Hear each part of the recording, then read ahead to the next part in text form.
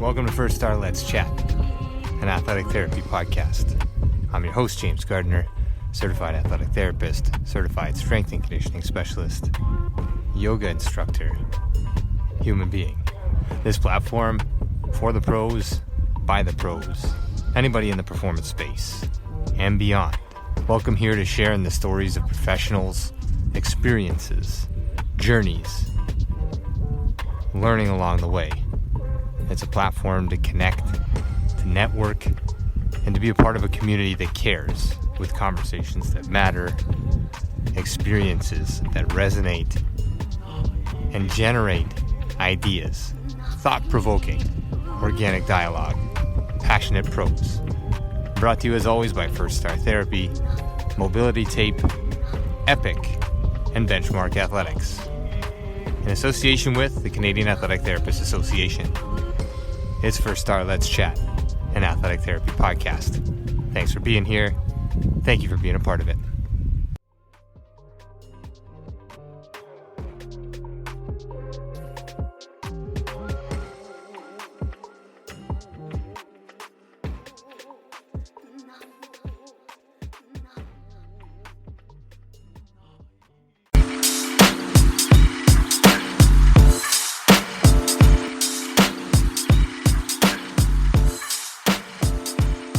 Welcome to First Star Let's Chat, an athletic therapy roundtable brought to you by First Star Therapy. I'm your host, James Gardner, and this is a platform for the pros, by the pros. Passionate pros, organic dialogue. Let's chat. Thanks for listening. Let's roll.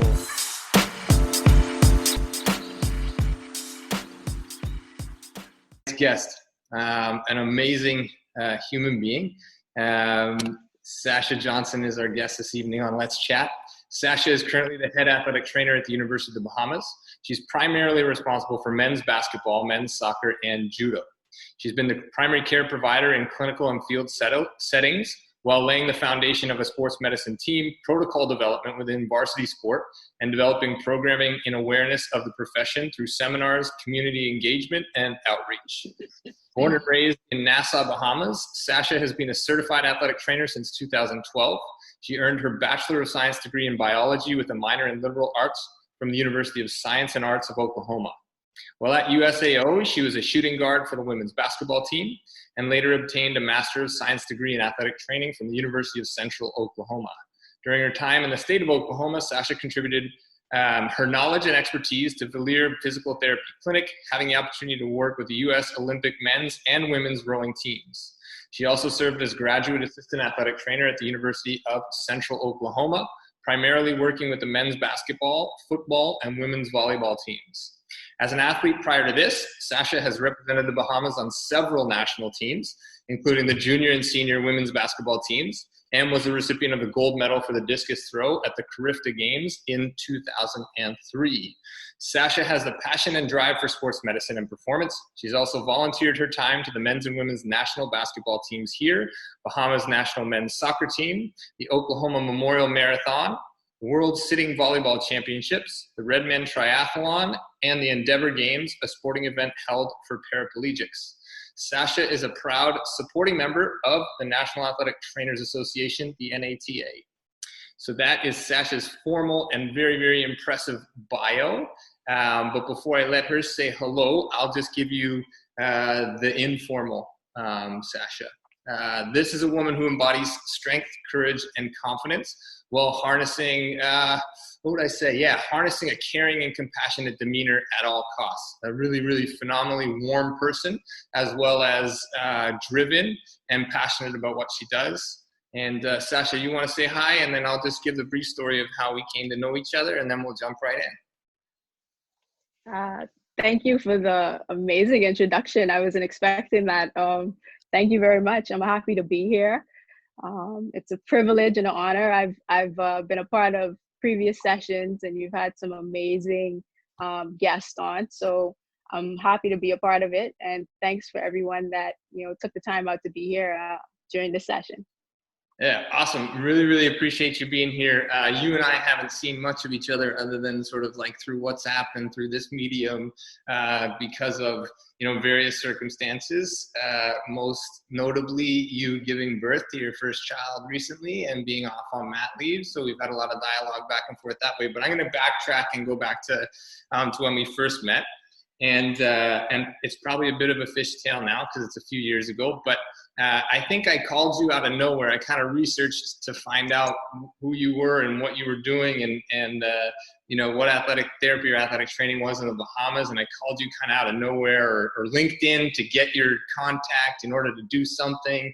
And then I called and it was like right away, Sasha was very much willing to answer questions and like almost we just kind of like connected right away in terms of like, all right, we have a vision for this thing. You're coming down here. I'm doing lots of things already down here. Maybe we can connect and hook up down the line. I may have fudged the story a little bit, but very open, very welcoming, and honestly just like set the tone for the relationship we have now. The limited interactions that we had have been very, very positive, and I think we've really bonded that way. So again, like I probably didn't thank you at the time. This is a great opportunity to do it in public for just being willing and open and taking me in and sort of like fitting things together while I've been here. So thank you so much for that. Awesome. And then yeah, like I said, Sasha's been home, and so she's been home with the baby and doing all the things that are super important. And then this whole thing happened. So what have you been doing? I mean, you've been momming, obviously, but what else is going on? Yeah, definitely momming. My son is going to turn 5 months on Monday officially. So yeah, I've just been, I guess it's a little bit of a silver lining in all of this, happening with COVID-19. I get to spend a little bit more time with him. But other than that, I've just been working out, trying to stay fit. And I've been preparing for my CSCS certification, which I plan on taking the end of next month. So I've been doing a lot of studying, a lot of reading, a little bit of Netflix here and there. Yeah. Yeah, well, CSCS you'll have no issue with. We've had so many good conversations that you led and directed, and all the topics that you touch on a daily basis in the clinic. I'm sure you'll have no issue with that. Just a little bit of a refresher and just learning that test. Not a big deal for you, I don't think. That's awesome. Really, really awesome that you're moving forward. Learning obviously has been a big theme on here. Everybody's doing a lot of reading and everybody's kind of like, opening this up to connect. And I think that's huge.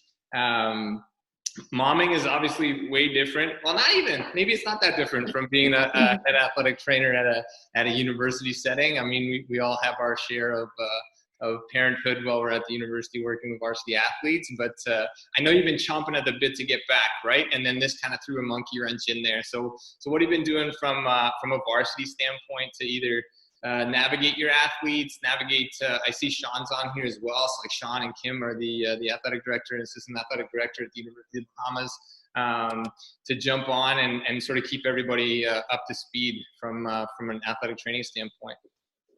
Yeah, well, since COVID-19 kind of took over, everything just kind of came to a standstill.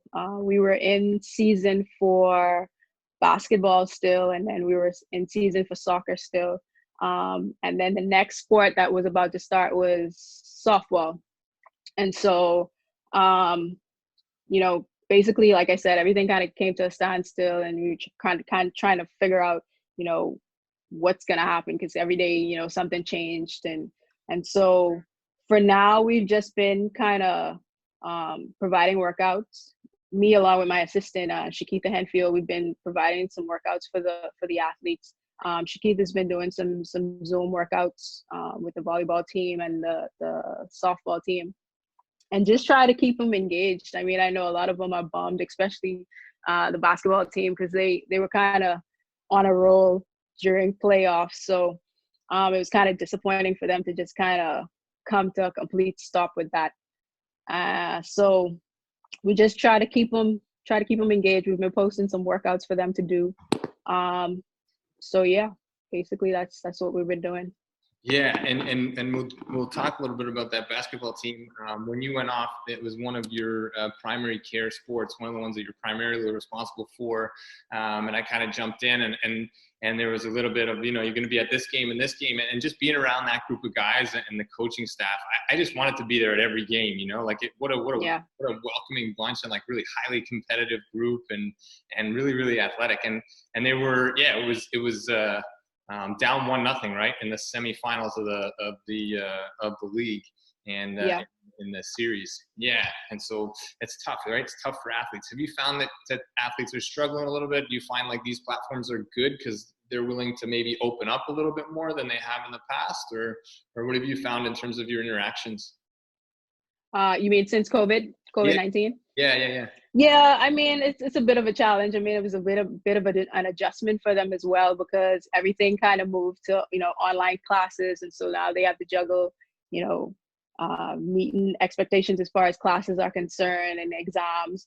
And then, still trying to figure out, hey, are we going to have a season? Are we going to finish the season? What's going on with that? And so, yeah, it was a bit of a challenge, but I think the workouts that we've been posting is kind of, giving them an outlet almost, for everything that's going on right now.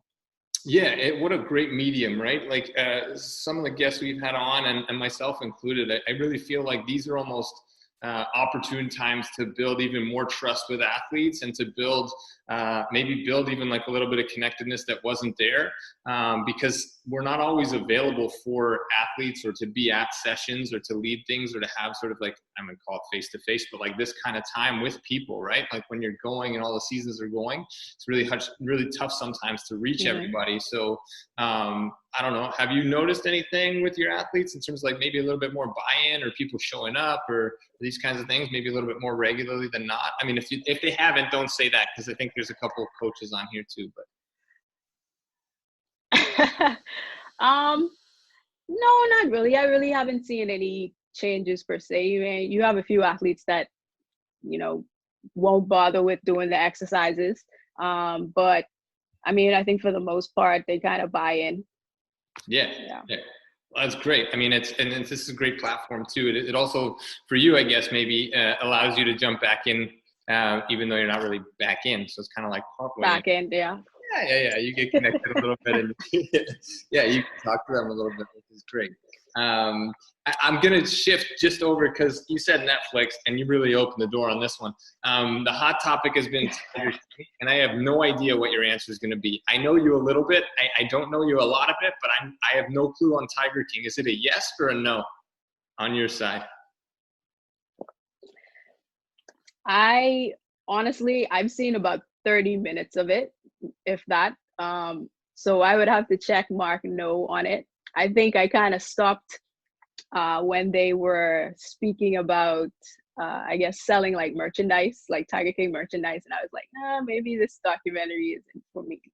So I really couldn't get into it. So it's a no for me. Okay, so I have been watching The Last Dance. Yeah. Yeah, okay.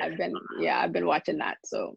Okay, so you dabbled in Tiger King, but it's a no, and it's like our evidence-informed practice. Like you took a little bit of it in, and you said, okay, like I filtered this on my own. I'm not taking anybody else's opinion. I'm going to call that no, and we're going to make it 6-5 for Tiger King. Moving through session 11 now, that's 6 yeses and 5 no's. I haven't fallen into Tiger King at all. I haven't fallen into Netflix at all, like yet. I'm trying to get there, but I don't know. I always seem to find something else other than Netflix. But you said The Last Dance. How far into that are you now? We're on episode 5 and 6. So yeah, I'm up to the last episode. I think we got 7 and 8 next week that they're going to release. So I'm looking forward to that. Okay. So you're all caught up. All right. Perfect. So that's, I think that's maybe half the room. You guys can leave now. You have the answer.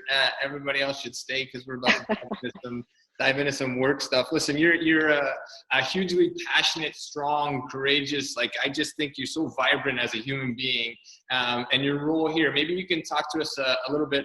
I read through the bio, but like, how did you get to where you're at now? I know everybody knows now that you're from here. you went away, you came back, and maybe just walk us through that whole process to start. Well, I always knew that I wanted to be in the sports medicine field. Even during high school, sports was my love. I played softball, I played basketball, I did track and field. And I always loved the health sciences. So I always knew sports medicine was going to be a part of my life some way, somehow. I just didn't know how. Fast forward to junior year, doing my undergrad, was in a game, stole the ball, was on a fast break. And, the defender, she's like with me the whole way up the court. And so I tried change directions. And as soon as I did that, my knee buckled, completely tore my ACL, tore my medial meniscus. So I was done for the season. And so prior to that, I was never in the athletic training room. I mean, I just never went. I was pretty healthy. From time to time, I'll go and get some ice here and there, but for the most part, I was never in there unless I was clowning with my teammates. So after the injury, that was kind of like my second home, right? And so being in there and seeing the things that the athletic trainer at that time did, I got a newfound appreciation for what it is an athletic trainer does and how important they are to the athlete. And so, I started to pick a brain and, try to figure out like what classes I would need in order to, pursue a profession in athletic training. And so, she kind of gave me a lot of feedback as far as that's concerned. And, I just learned a lot, learned about the body, learned about mechanism of injuries. And it was just exciting for me. And I was like, hey, I think this is something that I want to do. And so, I graduated, went on to do my master's. And after I graduated, got certified, I decided that I was going to stay a year just to get some more experience under my belt. Initially, the plan was to stay as long as I could so that I can get some experience and then kind of come home and establish something. I had reached out to the athletic director prior to me graduating, just to let her know, I'm studying athletic training. Will there be a position or an opening or opportunity for me to come in to the athletics, department and be useful, but at that time she had explained that they weren't in a position to do or to have that position open. And so, I said, okay, well, I'll go ahead and, stay over in Oklahoma and get some experience, meet some new people, network. And that's what I did. And so during the graduate assistant position, I was really not excited about pursuing a second master's. I just got done doing an intense, master's in athletic training. And so to go ahead and pursue a second master's, I was like, I'm kind of mentally exhausted, but I wanted to take that opportunity to get that experience. So I went ahead and I started to pursue a second master's in wellness management with a focus in exercise science. And halfway through, about a year in, the assistant athletic position opened up at UCO. And, the athletic trainer that was leaving to take on an opportunity at Oklahoma State, she said, this would be perfect for you. The lay of the land. The athletes love you. You're knowledgeable. I think this will be perfect for you. So I said, all right, I'll try it. Maybe this is the fit for me. And so we kind of get the ball rolling with that as far as like paperwork and, work permit and all that stuff. And then it kind of fell through. So I was a bit discouraged. I was a bit disappointed, but not discouraged. And so I kind of took that as an opportunity. I said, you know what, maybe I should come home and see what happens, try to make, put athletic training on the map as far as, educating people on what it is that we do and see what happens. So, I moved back home. And initially I was not in the athletic training setting, which was very frustrating for me. I was working at the local private hospital there at a medical fitness facility. And, it was great. I mean, I got to meet a lot of people, a lot of networking, but it wasn't athletic training, and I really wanted to do athletic training. So fast forward to that following summer, I was traveling with the senior women national team. We were in British Virgin Islands, and a former coach of mine gave me a call, and he was like, hey, there's a position at then the College of the Bahamas for an athletic trainer. And I was like, what? I was like, this is it. This is it, Yeah. So he's like, yeah, you need to get your information in. And I was like, well, I'm in BVI. How am I going to get this stuff in? So, I'm scrambling around. Thank God for my mom. She was able to assist me in getting my paperwork in and application in and stuff. I actually was a day late. So I was, fingers crossed that, they still would consider me, and they did. And yeah, kind of the rest is history. I mean, I interviewed, and here I am. Yeah, what an amazing story. I mean, like for me, listening to that, it just highlights so many things that it puts a lot more perspective into sort of like you from my angle anyway. But for everybody listening as well, there's a lot of ups and downs, and you think you're on the path that you've set up for yourself, and then all of a sudden there's a little jog in the road, and you got to make a decision. You either go off-roading, or you just follow that path and keep your direction, keep your compass pointed wherever, knowing where you want to ultimately end up. You've done a lot of volunteer stuff along the way too, right? And navigating and networking, and it brought you back to ultimately to home and to where you wanted to be, which is massive. So just for everybody who's not familiar with you here, when did you start at UB? I started at UB in 2015, October of 2015. All right. And then from there, maybe just dive in a little bit on what it looked like in 2015. I mean, I know that I'm privy to sort of what it looks like now, and it's right. You've done a lot of work, and you have a lot of big plans that we'll touch on as well. But what did it look like when you got here? And then I'll just ask you some questions about that as we go, as to sort of like how you formulated your team and buy-in. And I know there's the fact that there's administrative personnel and coaches and athletes on here from UB is pretty impressive. Just to have people willing to listen to you and wanting to listen to you. So kudos to you. You started something really, really brilliant down here, and I think it's going big places. You and I have some plans too. But where did you start in when you first got here? How did it look?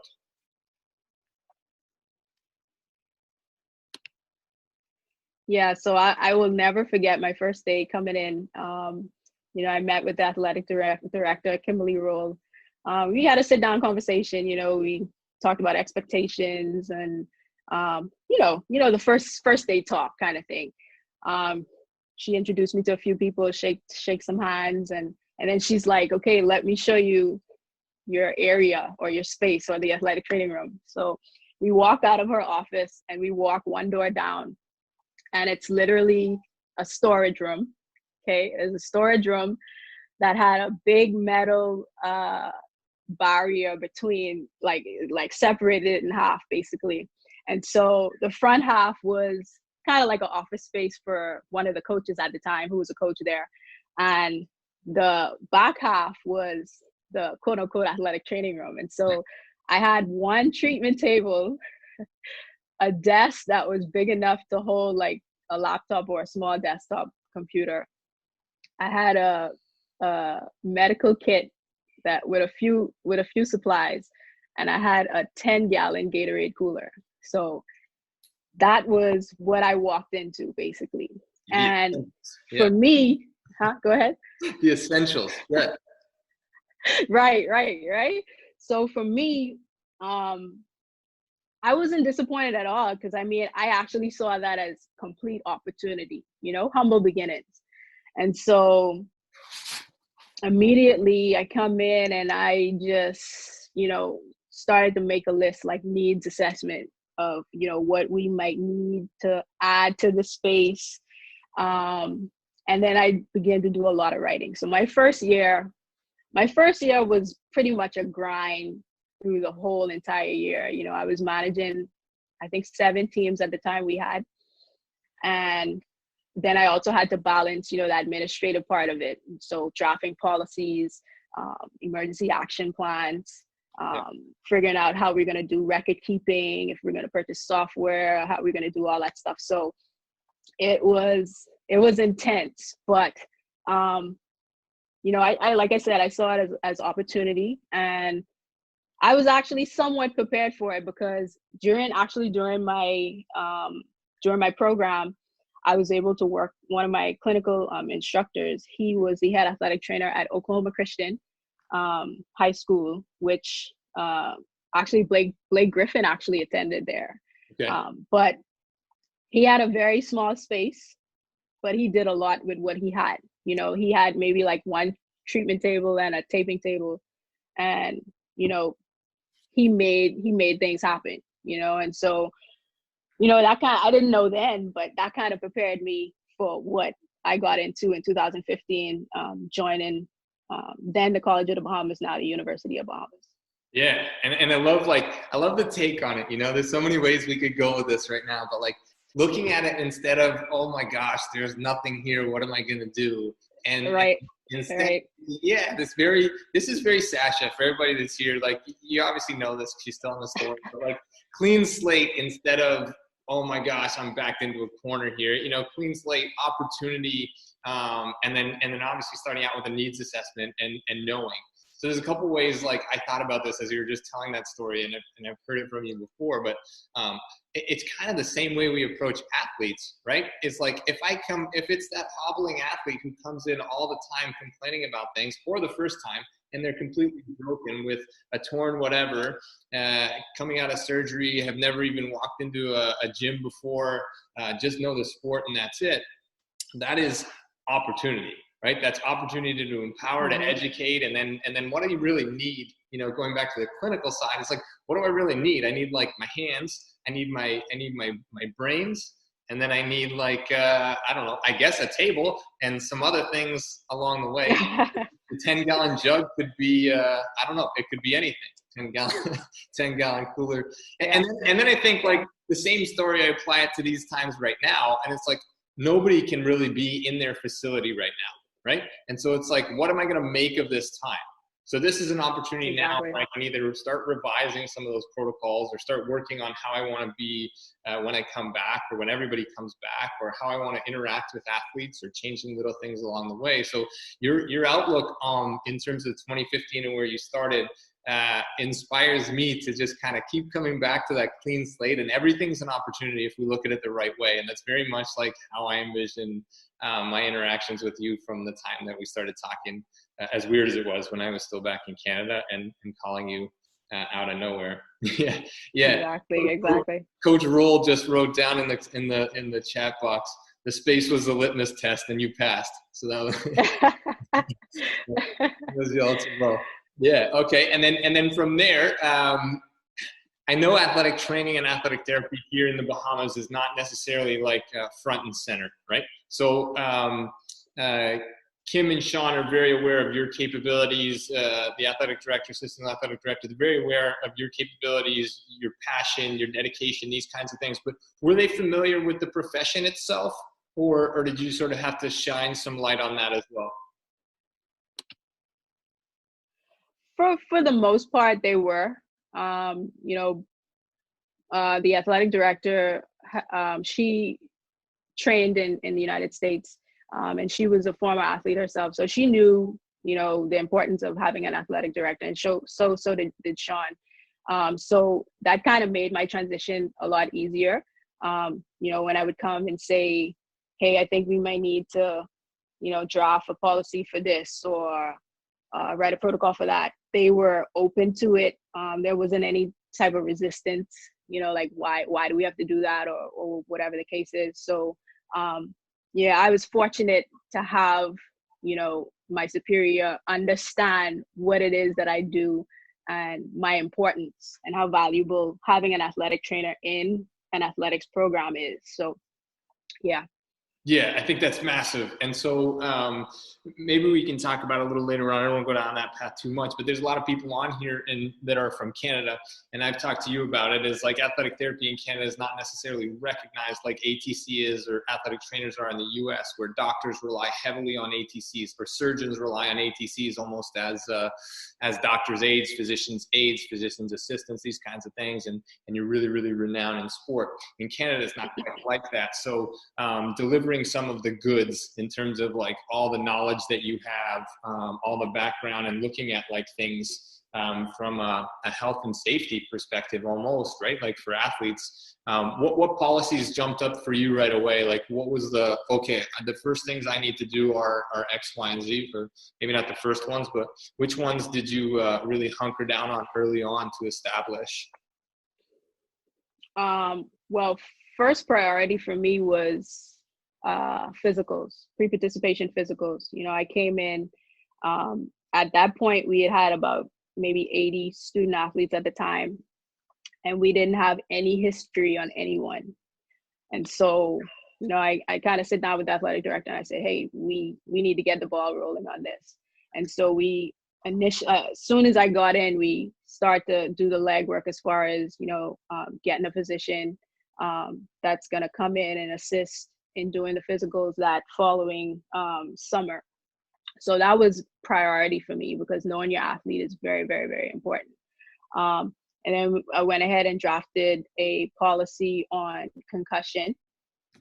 And then we did lightning and weather safety policy on that. And then I just kind of went through and did emergency action plans, you know, for game situations, strength, if we're in strength and conditioning, you know, what if something was to occur, what would we do, you know, because it's better to be prepared than not in a situation like that. And then, you know, like I said, record keeping, trying to figure out, you know, if we're going to go with what software we're going to go with as far as, you know, injury tracking. And man, policies and procedures for the athletic training unit, all those things. Yeah, that first year I just was trying to put in place before the end of my first year. I mean, that was my goal, to get all that stuff in there. But like I said, the PPEs were kind of priority on the list of things to get done. Yeah, what an amazing exercise in sort of like, all right, I think I'm okay. I think I'm ready. I think I know a lot of things. And then all of a sudden you're like, all right, I do know a lot of things. Because you know, we have some younger, some students on here, some people that are very well versed in the clinical side, some people that are very well versed in the field side, some that dabble in a little bit of everything. And I just listen to that and I'm like, man, there are so many things that we are qualified to do in terms of setting these things up, in terms of establishing these ideals or like protocols and procedures that a lot of coaches and athletes and amateur, like we talked, I think you're on for the talk when we were discussing amateur athletics in Canada. And these kinds of things, they're established to some degree, but the follow through is lacking. And that's where I think like if it's already established, athletic therapists, athletic trainers can certainly jump in and really see like what needs to be tweaked. How can we adjust this to make it reasonable, right? Like, cause we know your athletes aren't necessarily all going to be NBA athletes, nor are they 10-year-olds outside just running around and getting a scraped knee every time they play. So it kind of has to be, you kind of have to situate it where it needs to be, right? Exactly. Yeah, and you touched on PPE and knowing your athlete. That's been a common theme in this chat with virtually everybody that's been on, both from a physical standpoint, and then it's an opportunity to get to know your athletes. It's a fairly small unit at 80 back in 2015. It's grown since then, but you can get to know them fairly quickly with their PPEs, and then anything that jumps up, you call them in, you get a face-to-face, and you get to know them right away. There was a really cool post, Brene Brown. I don't know if you've read any of her stuff or like Dare to Lead and these kinds of things. She's very trendy right now, very popular, very, very good read, definitely. But she posted the former New Zealand All Blacks coach talking about vulnerability in 2015 and how the only way that vulnerability and trust is built is if you get to know your people.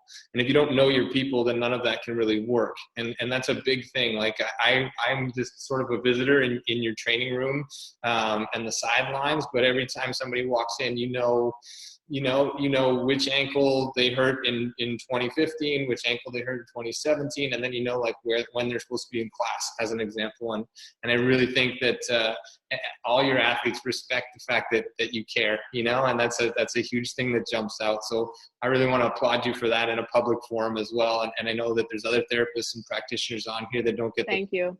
Yeah. And there's other people on here that don't get the thank you. So know that even though you're not getting the thank yous all the time, they're definitely everything that you're doing is making a difference. And I'll just tell one more story before we dive in a little bit more. But when I first got here, policy and procedure, not at the university, but where I'm working, policy and procedure is not really a thing for sports. But what was a thing is lightning, right? Like that's a real thing that happens. Yeah. That happens here on a regular basis with the rainy season and these kinds of things. So I leaned heavily to Sasha in terms of like what she had established for a lightning policy. And she's from here. She knows all the ins and outs, knowing the understanding, the knowledge, and then like even the weather, right? But also you lean heavily on your knowledge, right, for that policy? Yeah. And then too, I kind of reached into, the NATA, what their position was on it, and, other smaller universities, how they would handle it as far as their policies as well. And so I just try to align ourselves with like best practices, basically. So, yeah. Yeah. And then now at UB, how many athletes are you responsible for now? Well, in total, we have about 100 to 110 athletes right now. With the teams that I'm primarily responsible for, I'd say I'm in charge of about maybe about 60 athletes. If I'm counting correct. Yeah. 40, about 45 or so athletes. Okay. And, I'm not only limited to those particular sports, I kind of work with all the teams, but yeah, with the ones that I'm primarily responsible for, which is soccer, basketball, and judo, I would say, around about 45, 50 athletes. Yeah, and you guys do a nice job at the university tracking injuries. You have a nice injury protocol that you follow in terms of inputting in the computer system, these kinds of things, but we won't go down that road right now. How much, this idea of sort of building from nothing and building towards, like, how do you assess how things are going for you from an ATC, from a sports medicine standpoint? Like I walk in and I'm from a background where, I've worked in pro sport, I've worked in university sport, and now working with amateur athletes, but I walk in and there's nothing to be desired. Yeah, it would be nice to have a shiny something over here and the thingamabobber that claims to fix X, Y, and Z over there, but like you do a really nice job with a small space. But how do you assess yourself at this point in terms of what you've established and where you want to take this program?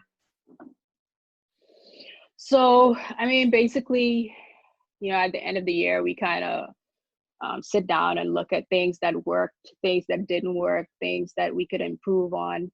And then we kind of get feedback. I kind of get feedback from the athletes as well. As far as like, treatment times, for instance, if they prefer, having treatment times more so in the mornings or more so in the afternoons. We found that majority of the time, the athletes like afternoon sessions.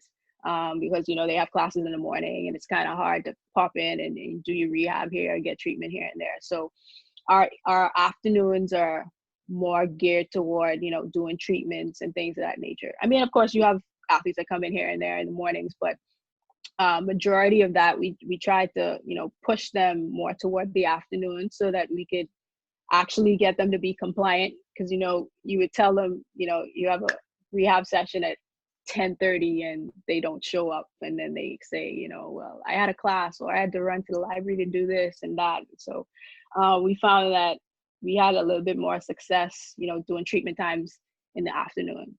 And our situation is a little different than most universities because a lot of our training facilities is not on campus, it's off campus. So like for basketball, they don't practice on campus. They travel and go to the national stadium basketball gym. So it's a little tricky. We had to try and figure out, like, before practice, are they gonna come to the training room and get taped, or are we gonna tape them at the gym, or things of that nature? Because at the gym there's not really an athletic training room. So I kind of figured out it'll be best, especially because they train early in the morning, that we would just do the taping and treatments at the gymnasium. So I mean, getting feedback from the athletes, sitting down at the end of the year and kind of just doing an assessment of things that worked and didn't work, is kind of how we, make adjustments and try to improve every year. Yeah, and it's again, like, it's a great exercise for a lot of the people on here, myself included, is like when you don't have all the bells and whistles, like, what's the most impactful, right? And you guys, and we come back to like making an impact, caring about people, and then trying to make it work as best you can within your constraints. And at this point, like, we don't even call them constraints, you call them opportunities. So like the opportunity to impact, exactly. The opportunity to impact and move your clinic to the gym when you need to, or just move your person to the gym and say, all right, there's X, Y, and Z happening today, so we'll be back in the clinic at a certain time. I think that's awesome. And that's a lot of people, right? There's not a lot of facilities that have everything in-house, unless you're in like pro or like big Div 1, Div 2 stateside. Maybe, in Canada, some of the universities have that. And so making it work and thinking about all those things and the logistical side is also something that some of those funny exams and tests we took in school really set you up nicely to do. But at the time, you're like, what is the point of all this stuff, right? Exactly. Yeah. You guys have seen a lot of success with a couple teams here, right? Like in the past, and I know you do a lot of on-field stuff as well. Like you lead some strength and conditioning stuff. You lead some performance-based, some prep work. How do you manage? Let's take this time right now where you're at home and you were on mat leave, and remove that for a second. But like, balance has been a big question from people in the past. Like, how do you balance your life and the 132-hour weeks that you put in sometimes? What do you do to sort of save yourself? Wow, that's a great question. Well, I mean, for the most part, I'm really passionate about what I do. So, and I know this is cliche, I don't really see it as work. I come in and it's not really like work for me. It's like, I'm living my dream right now. I'm back home. The trainer at the University of Bahamas, like, I'm honestly living my dream. And I tell my athletic director this all the time, and she rolls her eyes at me, but just giving me grief for that. But it's true. But it could get hectic. Some days, it's not a 9-to-5 job at all. So I think the passion that I have for it helps me to, kind of manage the craziness that kind of goes on. Because, some days it may be, I got to be up at 4:30 to be ready for a 5 o'clock practice or 5:30 practice. And then I may have a game that night. So, I try to take time for myself. Sometimes I just kind of break away from what I'm doing, even when I'm at school, just kind of do some reading or, watch a educational video or something like that, just to kind of detach from what I'm doing and then kind of get back into things, just so I'm not, completely drowned in work. You know what I'm saying? Yeah. So, I mean, for the most part, I just try to do that. That's what I do at school. But, I try to spend as much time as I can at home with, my husband, and, we try to do fun things. He's also busy as well. He's a nurse at, the private hospital here. And so he has some crazy hours as well. And so we try to, find a balance to spend some time together and kind of unwind and detach sometimes. And so, now we have a little one, so it's even more important now to, kind of spend some more time with family and, figure out how you're going to do that, so, yeah.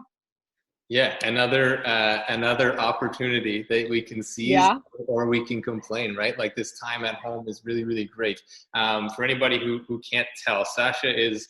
I think the first time I saw you in person, I was just like, oh my gosh, like she is super. Like she takes care of herself. She works out all the time. She eats well. She does all the things that she needs to do. So in terms of her saying like she loves work, absolutely, I'm not taking away from that. But there's other things that you do aside from work. Working out has always been a big thing. We've had a lot of good discussions in terms of like what you do and how you do things.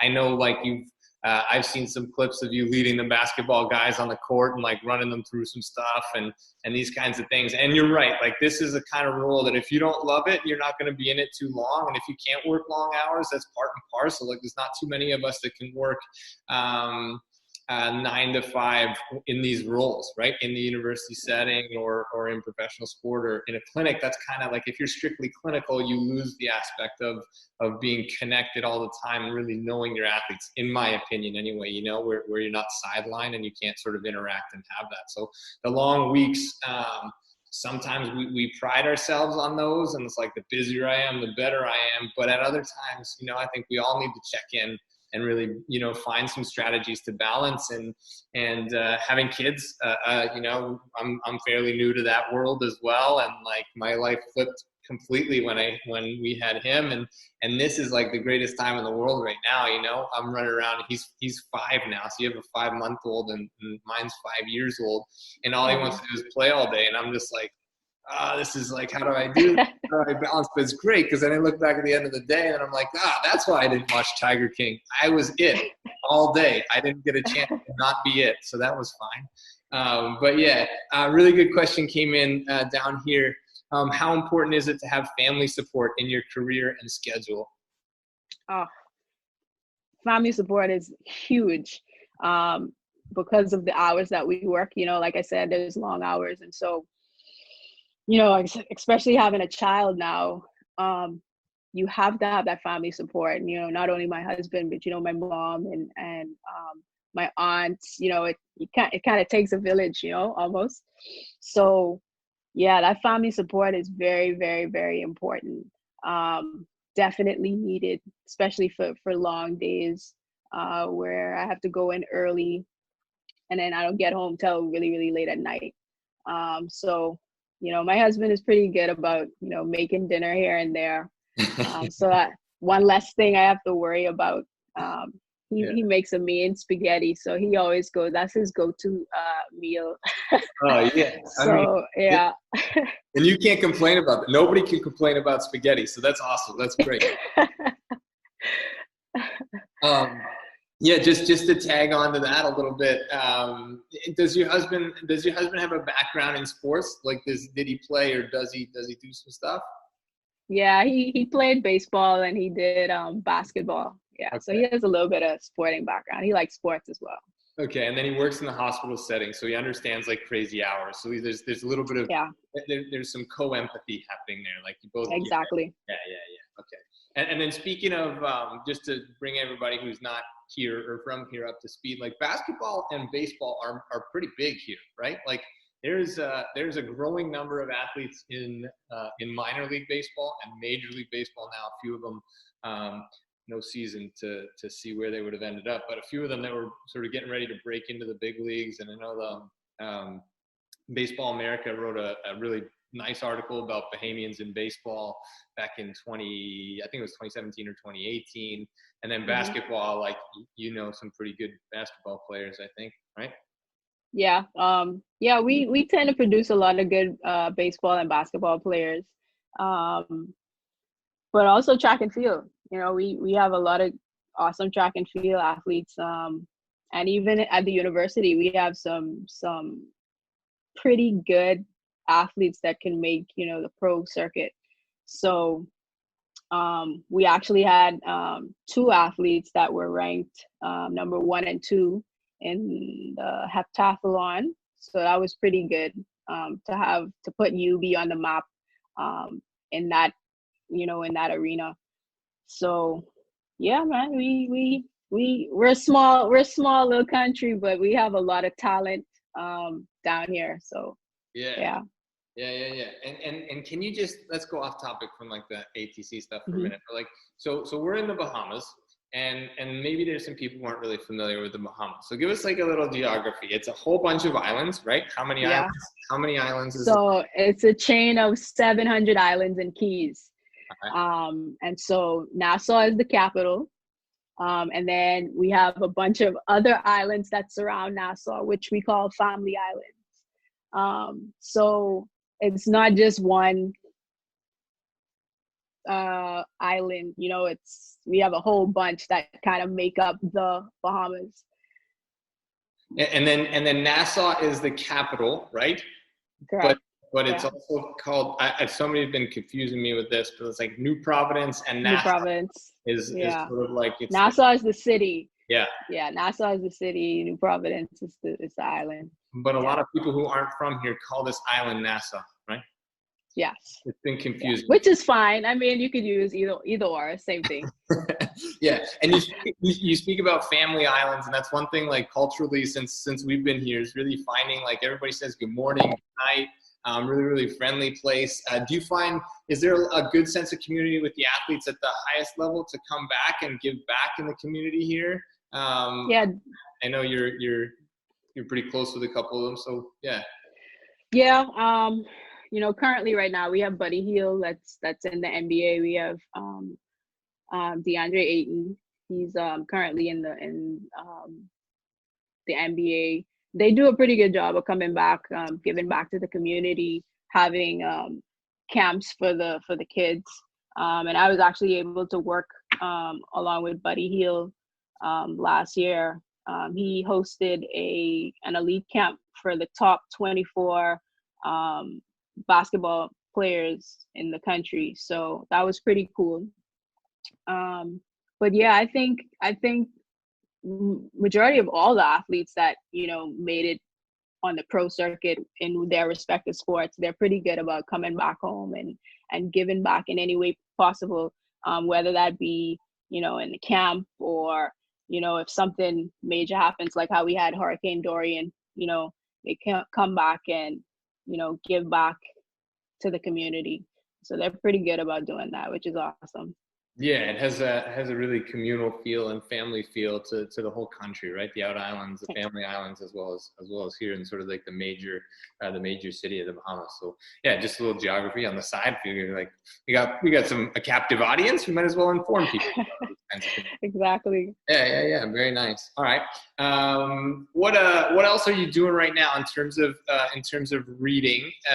You mentioned the CSCS, but let's throw that away. Anything off-site? Anything like? Do you pick anything else up that's not related to ATC or performance? If so, what? If not, that's perfectly cool too. Yeah, I'm reading a book right now. I really don't want to say the title of it because it's a little raunchy, but the title of the book isn't really it is what it's about, but it's just a different looking at life in a different way. It's called The Subtle Art of Yeah. So it's a really good book. It makes you think about things a little different, and how just a different perspective on how we should view things, how we worry about the wrong thing sometimes. So it's so perfect. It's like we've talked about this with a couple of other guests, and I know you and I have talked about it at length. Like coming here for me has really shifted my perspective to a few things and really opened my eyes to some opportunities and some other things. And part of that I definitely owe to you and to UB for the opportunity to get in there and hang out and be around those athletes in the clinic, and Shakitha and yourself and Kim and Sean and Coach Roll and these people. Like you don't really I don't really ever think that people are having an impact until I step back and reflect on it, and reading stuff outside of the box is so big, right? And to the point, Brett Bartholomew, who's a huge performance guy in the US, had a post today on Instagram, and as I was just flipping through, because I do have time to go through Instagram every now and then, that's just part of the social norm. He was saying, he posted today, and I pulled it up so I can read it. He said, yes, quote, leaders are readers, but they're also doers. Quit incessantly asking what books you should read and expecting a magic answer. Instead, take massive action by seeking out unique experiences and a circle of people who push you. Do that, and the quote unquote right books will find you. And like, yeah, right? That's awesome. Yeah.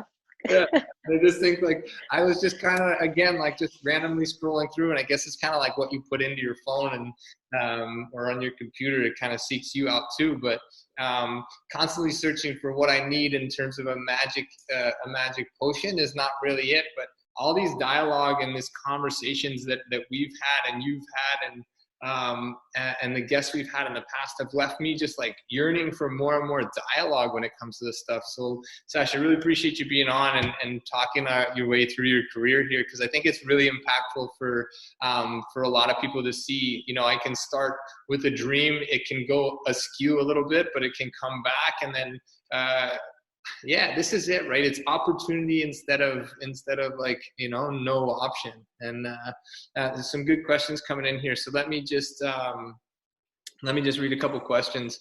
When starting out and with limited space and limited supplies, what tips / what did you do to get coaches and athletes to quote unquote buy in to athletic therapy or athletic training? That's a really good question, Mel. Thank you for asking. That's great. Yeah. So basically, you know, establishing a relationship with the coaches and the athletes. You know, you kind of have to, I think one of your previous guests kind of touched on this, where you have to give a little bit of yourself to get a little bit, you know, from the athlete or from your coach. And so I think education was the biggest thing, you know, explaining to them, you know, what it is exactly that, you know, we plan on doing this season, and how we handle certain situations as far as injuries are concerned, so that they kind of buy in and they understand it. And that's really important for the athlete as well, because a lot of times, you know, if the athlete doesn't trust you, they're not going to show up for treatment. They're not going to show up for, you know, for a rehab session. And so you kind of have to meet them where they're at, and you know, kind of open up to them and make yourself available for them to kind of open up to you, and make it, you know, a comfortable situation where they could come in and talk to you. So, and then also, you know, you have to be knowledgeable about what you do. You know, you have people that, you know, would challenge you and, you know, ask why. Well, why this, why that? And so you have to be able sometimes to, you know, answer that. You know, that kind of helps you build that trust as well. If you're able to, you know, provide a knowledgeable answer about a particular topic or a situation, that's always good as well. And so, yeah, I mean, I was able to, you know, build a good rapport with a lot of the coaches and the athletes as well. Yeah, and I think just from my assessment of it, from your angle and then my own, is very much about not overstepping too, right? Like you don't try to speak to things that either you're not comfortable or you're not fully educated or informed on. You don't have to be the smartest person in the room, but you certainly need to know about, you know, what are the perceptions and what are the potential topics that are going to be, you know, coming up with various sports or various personnel or admin or whoever. So, and you do such a good job of that, of just not getting outside your wheelhouse, you know, and that's not to say you don't have a very large repertoire, but that is just very much like speak from what you know, don't get outside of yourself. Because when you do that, you start to spin your tires and you end up getting a whole bunch of puncture holes and you'll lose your air pretty quick in the room. Saying a little bit less sometimes, I have to learn that, but saying a little bit less at times, and just sort of choosing your words, very, very much, very, very great answer. Really, really great answer. I won't step on that one. Got another note down here. I don't know. You're probably not. You might be reading them already, but let me read them so then you can just concentrate on what they're saying. Firstly, I'd like to thank you for all you've done at COB/UB and the Bahamas. Do you have any plans to increase the awareness for athletic training in the Bahamas? What a great question, and I know you do. So don't give away all your secrets, but yeah, speak to that one. Yeah. So thank you, and you're welcome. So basically, you know, it's, you know, like you mentioned in you know, Canada, athletic therapy isn't really too much recognized, and we have that same challenge here in the Bahamas as well. A lot of people just don't know what athletic training is or what an athletic trainer does.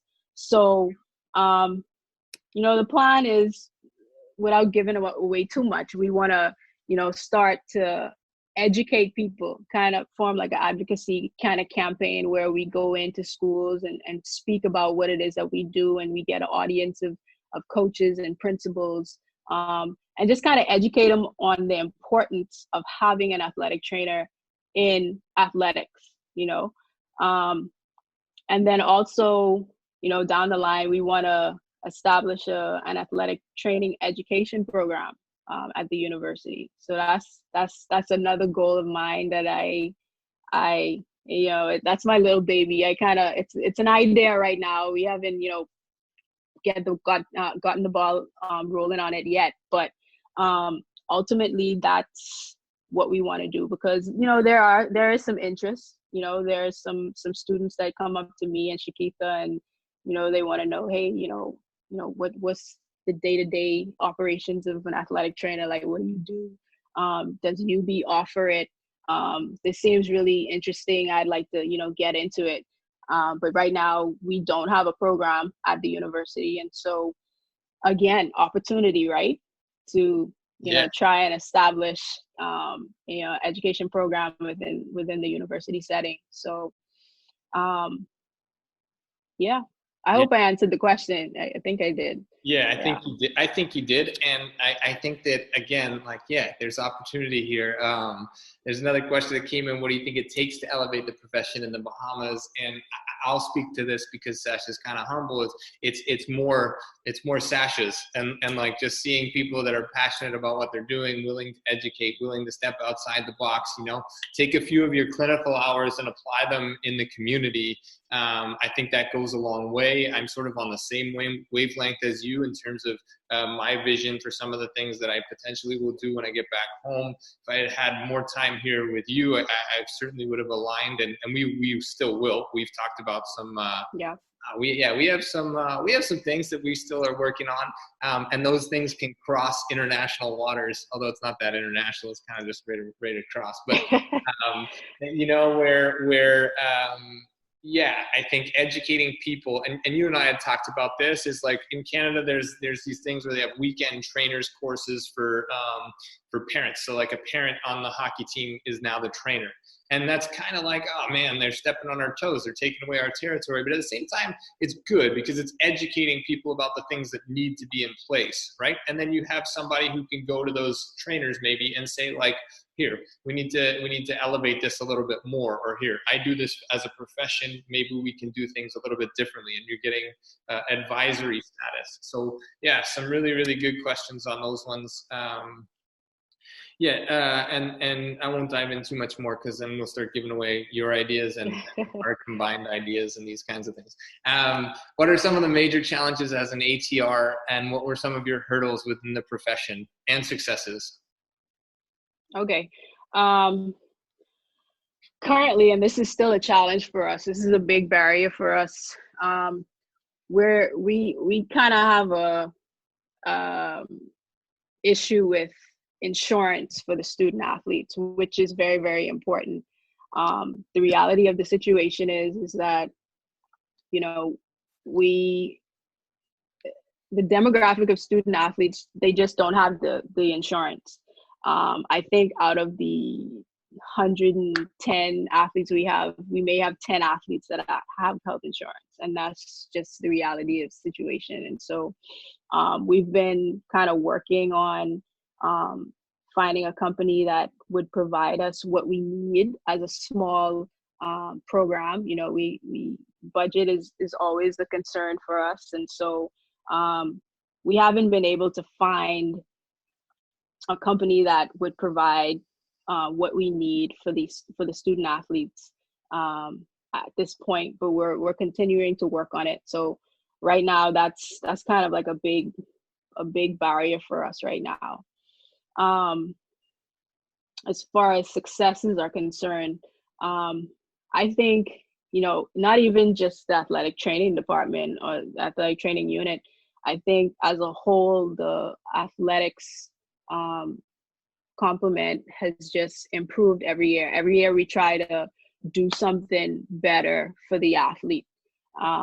We implemented a meal plan. I know a lot of people may not even think about that because, if you go to the United States and you're a part of the one of the teams and you're on a scholarship, meal plans is usually included, within that. And so for us, that wasn't automatic. We had to establish that for the student athletes. And then we continue to add sports and give opportunities to other athletes. We added judo, we had golf, we just recently added cross country. So as a whole, the department is growing every year. And the next step for us is entering into the NAIA. So we're gonna try and make application for that very, very soon. So like I said, every year we try to improve, and then on the athletic training front, we just hired an assistant athletic trainer, Shakitha Henfield, who's awesome. She came in and really, really does a great job with the athletes. So, every year we try to get a little better, whether that's, purchasing, some new equipment or some modality for the athletes, so that we could provide the best care for them. We've been fortunate enough to be able to do that. So, yeah. Yeah, that's really good and deep answers and honest as always. And the response is great. The smaller successes should definitely be celebrated. Keep up the great work. And I think it's amazing the stuff that you've done. And looking back, it's like 5 years. What have I accomplished? A whole bunch. And where's it going to go? It's going to continue to go wherever you want it to go. And you're driving this thing from a really good place. And I hope that this continues for you. I have no doubt that it will. So long as you're attached to it, it's going to keep improving. It's going to keep growing. Your athletes are going to keep reaping the benefits, the coaching staff as well. And certainly the administrators, I'm sure, are really, really happy to have you.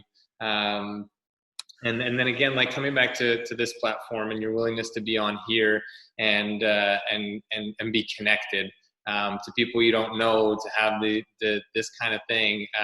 I shared that YouTube video or the TED Talk with you about why, why we believe things that aren't true, and kind of the bottom line of it. That was the name of the TED Talk, and the bottom line of it all was like we're social beings, and what we learn is very much derived from the people we surround ourselves with. Right? Yeah, each other. Yeah. Sharing knowledge. Yep. And that's exactly what we're doing in this platform. So yeah. Yeah, and it's amazing that you would do. Andy just wrote a good question. You talked about when you started at UB, one table, one Gatorade jug. What have you got now, and what would you like to see? more staff space, etc. And before you jump in, like I'll say, like, one table is kind of a blessing at times. You know what I mean? Like, oh, sorry, that table's taken. I don't have to have just there to hang out on their phones and just do all the things that they're doing. But yeah, take that one. What do you have now, and where do you see this thing going?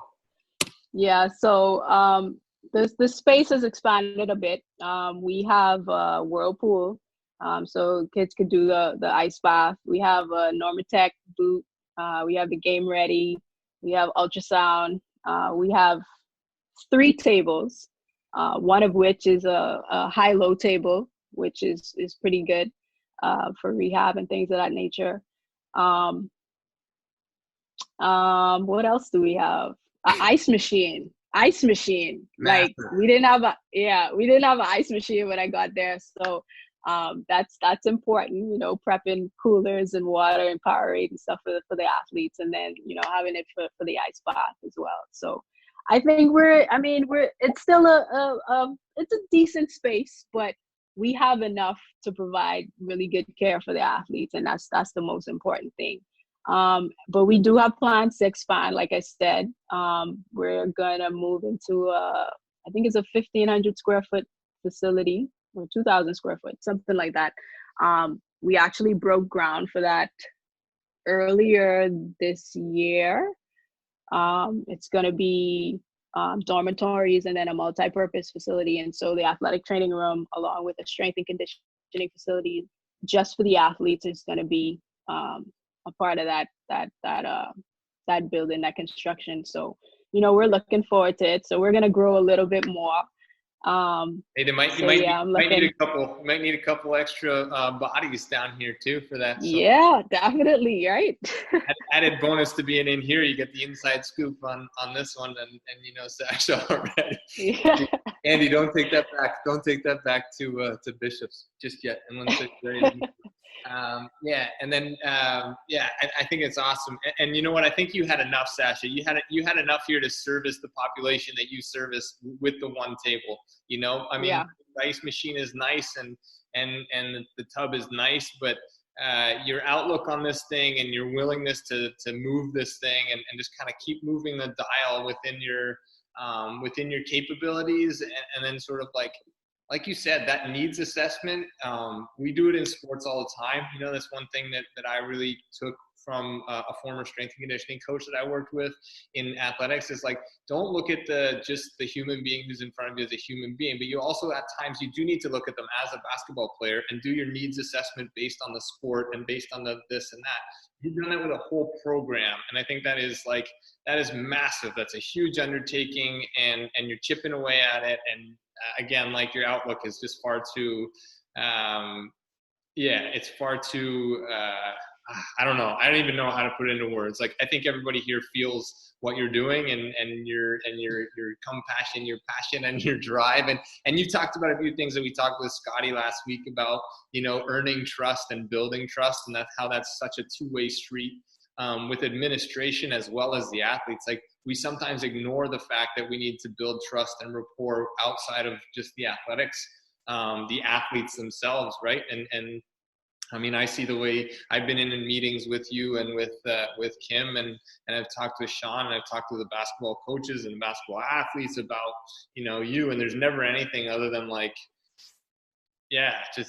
just glowing reviews and trust and all these kinds of things. So I look forward to building this thing with you in whatever capacity I can help with. And some of the ways that we talked about is connecting.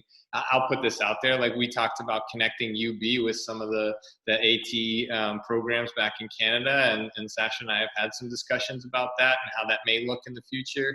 And I'm sure we're going to have more, whether it's, I don't know, tomorrow or once we get back on the ground running and see what happens. But really, really positive things in place since 2015, since you came here. It's been amazing to be a part of this past couple years, getting to know you and Shakitha and everybody there at UB.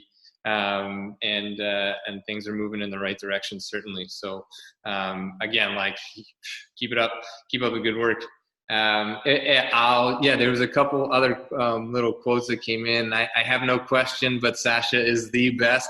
A couple exclamation marks. Thank you for everything. #icebath. Thank you. Yeah, and then Steven, who's here on a regular basis, just said, not a question, just wanted to express how great it is to see you guys working together and helping each other build. Too often ATs and other healthcare professionals get too competitive and fight for spots.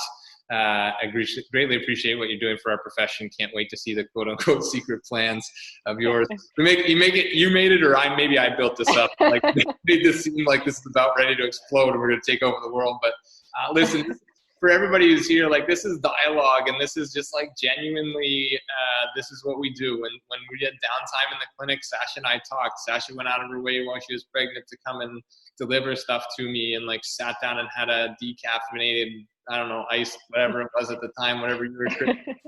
But we just sat down and shot the breeze and really discussed where she felt things needed to go here. And I sort of had some ideas as to where I thought things can go coming back home. I had an opportunity with Sasha to go to the university and do a talk. And I think that helped me a lot to establish with some of the athletes and just growing awareness and this connectedness for everybody that's in the room and beyond is fantastic. So I'll second the statements made by everybody here. Thank you, Sasha, for all that you do for those athletes. And and for the profession. And if anybody has any other questions, get them in here now, because she's a fairly new mama, and I'm not going to keep her too long if there's not any questions. But a great resource, and Sasha, I'll speak for you. I'm sure you're willing to talk with anybody who wants to talk in the future, whether it's not about those secret plans, but about how you established yourself and got to where you got to, because you've achieved a lot,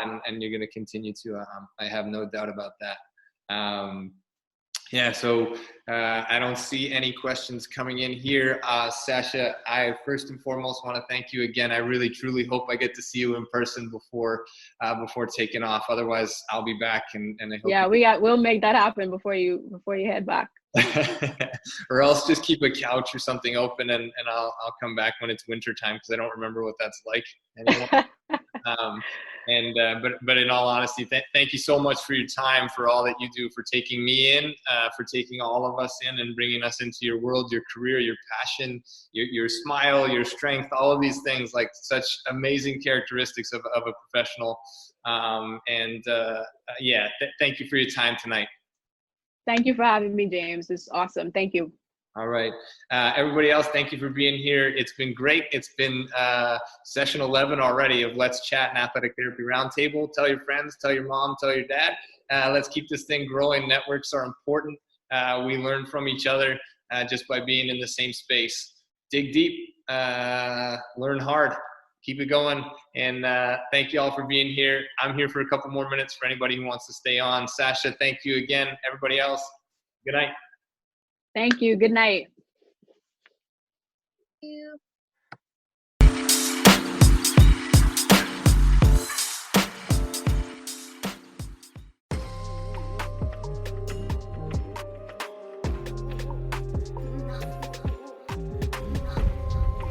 Thanks again for being here.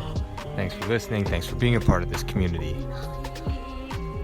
Check us out online, firststartherapy.com. That's FIRSTAR therapy.com. Or email us with feedback, consult@firststartherapy.com. CONSULT@firststartherapy.com. On Instagram @firststar.therapy, and our podcast host @letschat.at. This is First Star Let's Chat, an athletic therapy podcast.